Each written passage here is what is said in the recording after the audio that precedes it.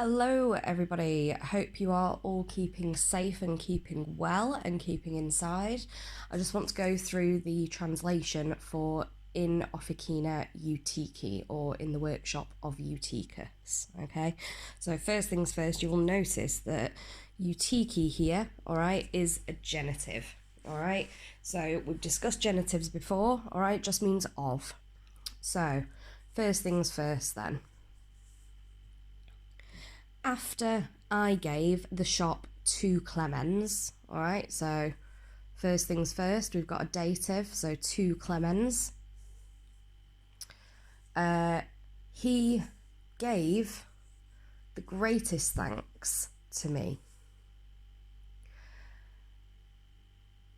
At once he hurried to the street in which the shop was. So greatly he was wanting to possess the shop. In the street of the glassmakers was a huge crowd. So we've got yet another genitive here, all right? This time it is a plural of the glassmakers, okay?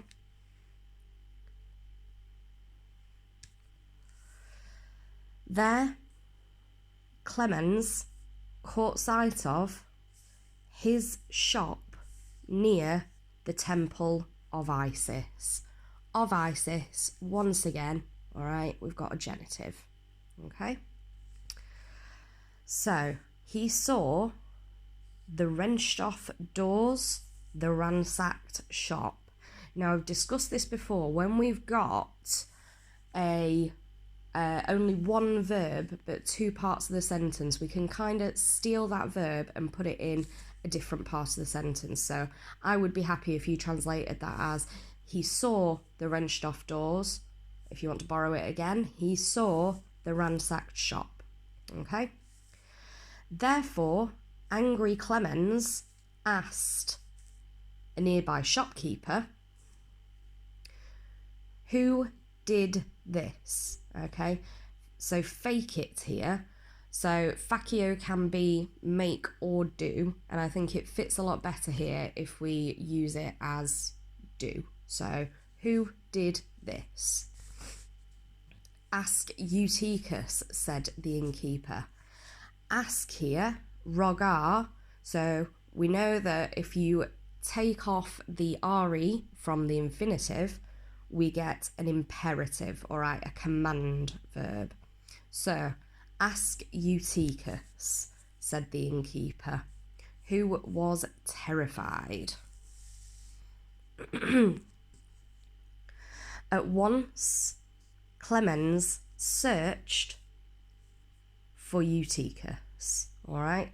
So, quaesivit translates as searched for, so it's one of the what we would consider like a normal verb that takes an accusative, all right, not a dative. So he searched for Eutychus. It was easy for Clemens to find him because he was possessing the greatest workshop. In front of the workshop, so pro takes an ablative, all right? So pro officina is an ablative, all right?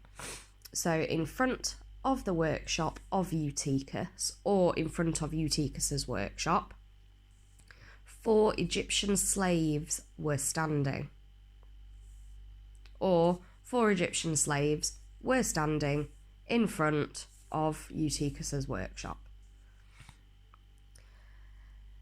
Clemens had never seen, okay? So we've got to skip right to the end of the sentence to find out what the verb is here. So nominative Clemens, he had seen, but numquam, meaning never. So Clemens had never seen bigger men than those Egyptians, okay? So we've got a comparative adjective here, okay? that goes with the homines, the men. However, non-Timebat, he was not afraid of them. He dragged one slave from the row.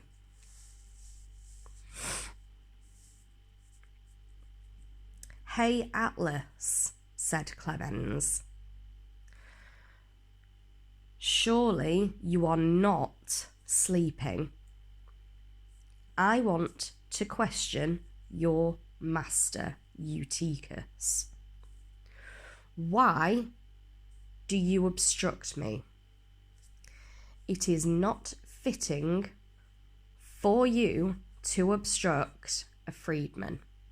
Now, obstare will take a dative, okay? It wouldn't take an accusative like you would expect to see. It has a dative instead.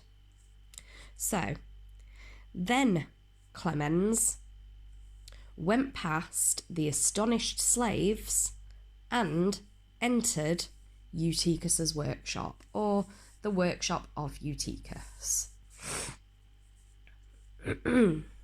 So, number 2 then. Eutychus was lying on a sofa. He was tasting food from a basket. So, or X, all right, takes an ablative, all right? So, canistro is an ablative. So, he was sweating very much, and he was wiping his hands in a slave's hair. Sounds lovely, this bloke, doesn't he? Or in the hair of a slave. After he saw Clemens, he said, "Who are you, little man?" Right, so homuncule is first of all in the vocative, all right, in the vocative case. So it's homuncule. Normally you would expect it to be homunculus, all right? And it's also a diminutive, all right? It doesn't mean man, it means little man, okay? Which is what we call a diminutive. Who are you? Who sent you here?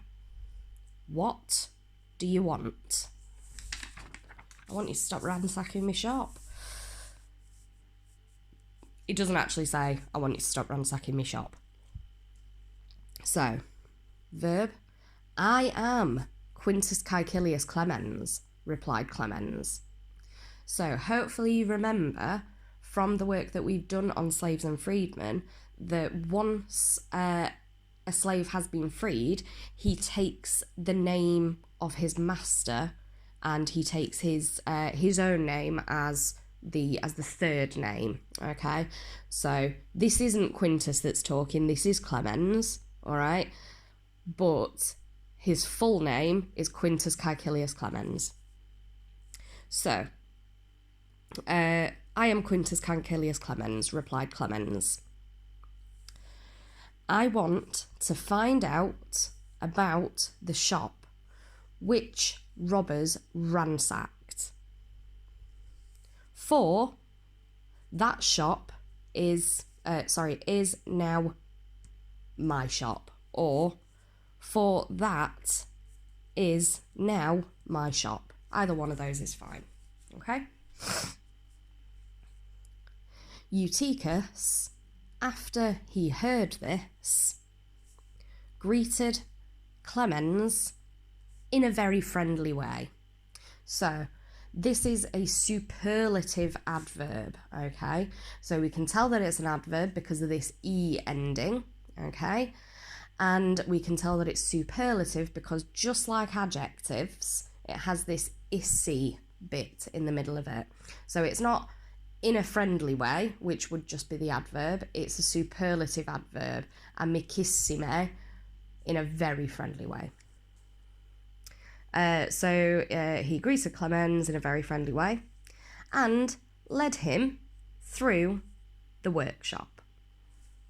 Right, This one is a bit of a mess if you're not too sure what ipse means. So ipse is kind of like a reflexive pronoun. So it means himself, herself, itself, yourself, myself, one of those ones, okay? So what I would do is shove the ipse kind of as part of the verb. So he himself showed his craftsman to Clemens, or he himself showed Clemens his craftsman. We've got Clemens in the dative there, so we know that he's showing it to Clemens. In the workshop, 30 Egyptian glassmakers were working diligente, carefully, okay? Just a normal adverb there, diligente, carefully. So we know that adverbs are ly words in English, all right? Eutychus, after he showed the workshop to Clemens, began to do business.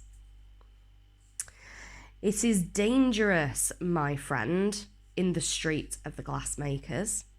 So mi amice is once again in the vocative because he's speaking directly to Clemens, calling him my friend, so that's in the vocative. So it is dangerous in the street of the glassmakers, my friend, he said. Many thieves come to this street, many robbers, or many thieves come to this street, many robbers come, if you want to borrow the verb again, okay? Therefore, all the shopkeepers ask for help from me, all right? Petunt takes a accusative object, all right? We would expect it to be dative, but it's kind of ask for as part of this, so it takes an accusative, all right? So let me see, where are we now? So the shopkeepers give money to me, or the shopkeepers give me money. I give them protection. I am able to save your shop. Helps if you can find the full stop when you're translating a sentence, doesn't it, guys? So, all the shopkeepers are accustomed to give 10 gold pieces to me every year. It is a little. So this is surely not. Num is surely not, okay? So surely you do not want to refuse my protection. Clemens, however, was not trusting Eutychus. All right, we need to try and keep to the tenses where we can. So we've got an imperfect here.